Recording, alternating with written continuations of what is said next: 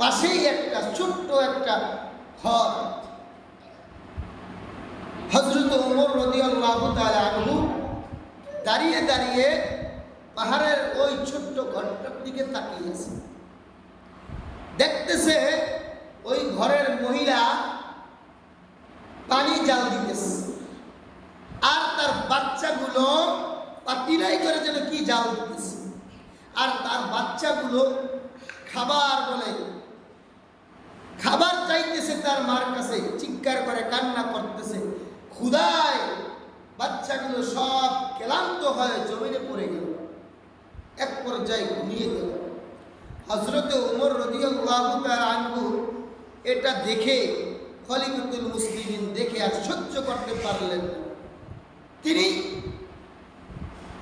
চলে আসলেন আয়েশা বাইতুল মালের যে গোডাউন, ওই জায়গা থেকে তার খাদেমকে বললেন, এক বস্তা আটা আমার কাঁধে উঠায় দাও, আমার ঘাড়ে উঠায় দাও। ওই ময়দা নিয়ে বাসায় গেলেন, ডাক দিয়া বললেন, সালাম দিয়া বললেন, আসসালামু আলাইকুম আম্মা জান, আপনি একটু ভিতরে যান। মহিলা ভিতরে গেলেন। হযরত ওমর খলিফাতুল মুসলিমিন একটা ইউনিয়নের নেতা নয়, একটা গ্রামের নেতা নয়, অর্ধজাহানের খলিফা। অর্ধজাহানের খলিফা হয়েও নিজের হাতে আটা দিয়ে রুটি বানাইয়া তারপরে ডাক দিয়া বললেন, আম্মা জান, এই রুটিগুলা তাদেরকে বন্টন করে দেন, তাদেরকে খাওয়ান। হযরত ওমর চলে গেলেন, যাইয়া সকালবেলা তার খাদেমকে ডাক দিয়া বলল, খাদেম যাও, ওই পাহাড়ের কিনারে ছোট্ট একটি ঘর, ওই ঘর থেকে একটা মহিলা আছে, ওই মহিলাকে যাইয়া আমি ওমরের সালাম জানাইবা। কারণ ওই মহিলা পাতিলায় করে পানি জাল দিয়েছেন আর বলছেন, আল্লাহ, আমি শুনেছি এই দেশের খলিফা না জানি খলিফা না ওমর, খলিফার নাম নাকি ওমর, কিন্তু কিয়ামতের ময়দানে আমি আল্লাহর কাছে মামলা দিব।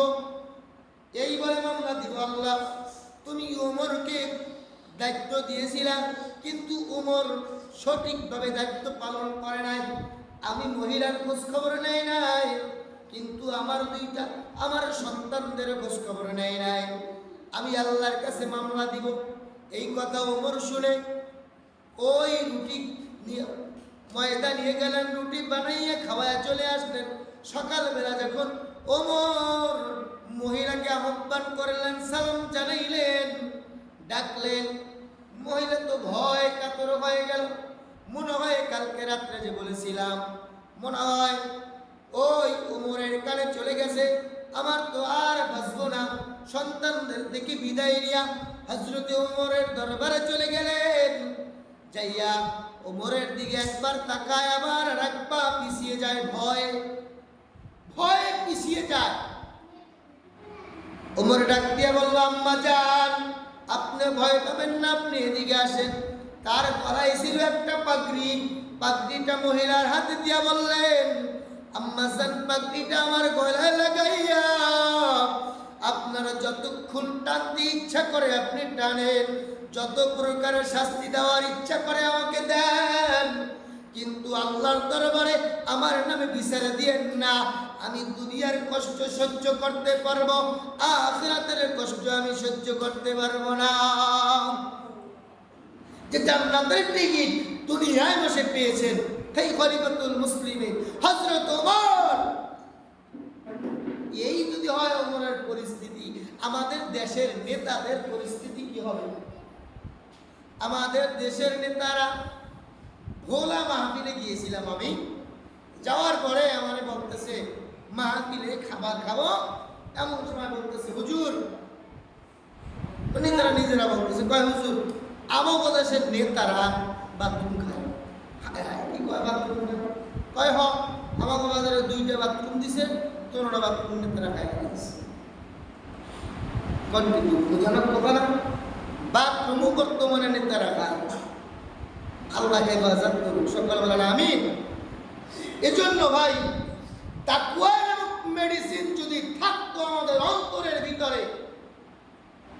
বাথরুম তো দূরের কথা, ওই যে গরিবের 10 টাকার চাউলের কাঠ, ওই কাঠটাও সঠিকভাবে আমরা বন্টন করতাম।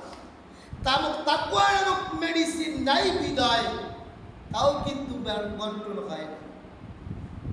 রিসিভির মাল নাকি, এই রিসিভির মাল এমন এমন লোকে নেয় আর এমন এমন লোকে খায়, যাদের টাকা পয়সার অভাব নাই এরা খায়, আর গরিব যারা অসহায় এরা আগে পায় না। বয়স্ক ভাতার টাকা, হ্যাঁ, বিধবা ভাতার টাকা গরিব মানুষে পায় না। এতিমের হক এতিম পায় না। আর একজনের ক্ষমতা আছে, পাশে একজন, 2 লোকের জমি, একজনের ক্ষমতা বেশি আর একজনের ক্ষমতা নেই, সেই নাই ক্ষমতা যারা নাই গরিবেরটা সম্পূর্ণ লয়ে গেছে। এজন্য ভাই তাকওয়া নামক মেডিসিন মানে আল্লাহর ভয় যদি আমাদের অন্তরের ভিতরে এক জাররা পরিমাণ থাকে, তাহলে আমাদের থেকে কোনো মানুষ কষ্ট পাবে না।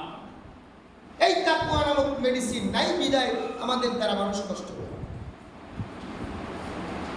এই জন্য আল্লাহর ভয় আমাদের অন্তরের ভিতরে রাখতে হবে। আল্লাহ পাকের ভয় যদি আমাদের অন্তরের ভিতরে থাকে, তাহলে আমাদের দ্বারা কোনো প্রকারের অন্যায় কাজ হবে না। সমস্ত প্রকার অন্যায় থেকে আল্লাহ তাআলা হেফাজত করবেন। আল্লাহ তাআলা সূরা আনফালের 29 নম্বর আয়াতে বলেন, ইয়া আইয়ুহাল্লাযীনা আমানু ইন তাত্তাকুল্লাহা ইয়াজআল লাকুম ফুরকানা। হে ঈমানদারগণ, হে ঈমানদারগণ, তোমরা আমাকে ভয় করো, তাকওয়া অর্জন করো। মানে ঈমানদার কারা? আমরা সবাই ঈমানদার, আমরা সবাই কি ঈমানদার, কিন্তু সবাই মুসলমান না। সবাই যদি মুসলমান হয়, সবাই যদি মুসলমান হয়, ওয়ালা তামুতুন্না ইল্লা ওয়া আনতুম মুসলিমুন, আল্লাহ তাআলা তারে বলতেন না হে ঈমানদারেরা মুসলমান হও। আল্লাহ কিন্তু বলেন নাই মুসলমানেরা ঈমানদার হও, আল্লাহ বলছেন ঈমানদারেরা মুসলমান হও। হে ঈমানদারগণ, তোমরা আমি আল্লাহকে ভয় করো। আমি আল্লাহর ভয় মানি তাকওয়া অর্জন করো। তাকওয়া অর্জন যদি করতে পারো, বান্দা শুনে নাও, যে বান্দার ভিতরে তাকওয়া নামক মেডিসিন থাকবে, ওই বান্দা মিথ্যা কথা বলবে না। এখন তো আমরা মিথ্যা কথা আমাদের দ্বারা একটা প্রচালিত ভাষা হয়ে গেছে। একটা মিথ্যা কথা মানে একটা কবিরা গুনাহ বলা, আর একটা কবিরা গুনার আযাব হলো ৭,০০০ বছর জাহান্নাম। একটা কবিরা গুনার জন্য ৭,০০০ বছর জাহান্নাম, একটা কবিরা গুনাহ। এখন আমরা মিথ্যা কথা সেকেন্ডে বলি, সেকেন্ডে। এখন মিথ্যা কথা বলার জন্য আমার কিছু লোক স্পেশাল আছে, সব জায়গায় পাইবেন না। বরিশাল কোর্টের ধারে যায় দেখবেন কিছু লোক করে, মানে এত সাক্ষী রাখা লাগে, 500 টাকা দিলে আর মোটামুটি কিছু মিথ্যা কথা বলে আসতে পারে। কি করে আছে না? বরিশাল কোর্টে যাওয়ার প্রয়োজন নাই। আরে ভাই আপনার পাশেই আছে, আপনার ঘরেই আছে, আপনি আমি নিজে মিথ্যা কথায় অনবরত বলতেছি, অনবরত কবিরা গুনাহ আদায় করতেছি। তারপরে এই যে টাকনু, আর একটা লেগে কি এই টাকনু গিরার নিচে যে কাপড় পরি, পয়গম্বর বলেন ক্বালা রাসূলুল্লাহ সাল্লাল্লাহু আলাইহি ওয়াসাল্লাম মা আসফালা মিনাল কাবাইনি মিনাল ইযারি বিন্নার। টাকনুর নিচে পুরুষের পায়জামা অথবা লুঙ্গি দ্বারা যদি ঢাকা থাকে, ওই অংশ আল্লাহর জাহান্নামে যাবে। একটা জিনিস খেয়াল করেন আপনারা, অনেকে প্রশ্ন করতে পারে যে হুজুর আপনি দেখেন কিভাবে মহিলারা বর্তমানে পায়জামা পরে টাকনু গিরার উপরে, পুরুষে পরে নিচে। যুগ আছে না বুঝছে? যুগ ঠিক আছে, মানুষ সব বুঝছে। তারপরে এই যে এটা কি বলে হাঁটু, এই হাঁটুর উপরে হাঁটু বের করে কাপড় পরা কবিরা গুনাহ। হাঁটুর উপরে কাপড় পরা কি কবিরা গুনাহ।